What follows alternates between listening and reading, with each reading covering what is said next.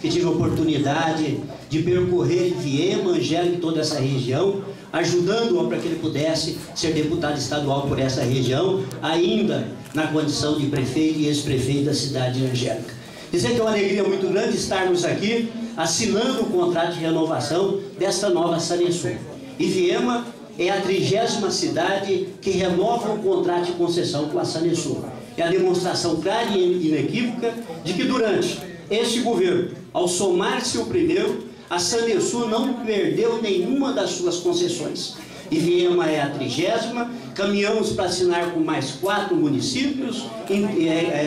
inteirando o 34º município, a demonstrar que os investimentos da Sanesul revelam de que essa nova empresa está cumprindo com o seu papel de ser a grande gestora de saneamento do Estado. Serão aproximadamente 30 milhões investidos na cidade de Viema, dos quais 35% ou 10 milhões de reais com recursos próprios nos primeiros 6 anos, e a garantia da presença do senhor governador é a garantia de que a presença da Sanesul e os contratos assinados, tal qual ocorreu na cidade de Três Lagoas, da nossa vice-governadora Simone Tebet, todos os compromissos estão sendo cumpridos.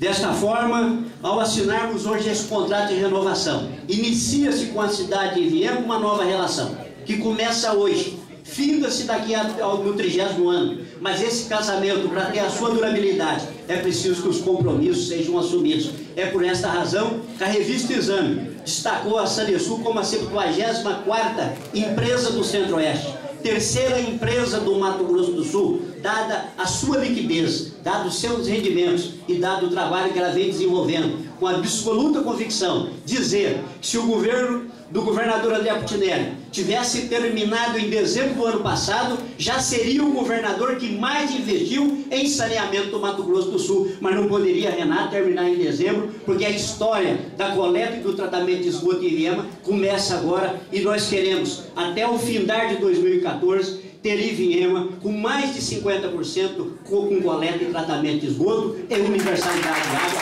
e a determinação do seu trabalho. Um abraço a todos os amigos de Viema, aos vereadores, ao prefeito, à sua primeira-dama, pela oportunidade de estarmos aqui ao lado do governador nessa terra tão amiga e querida de Viema, de Angélica e de toda essa região. Um abraço a todos, muito obrigado.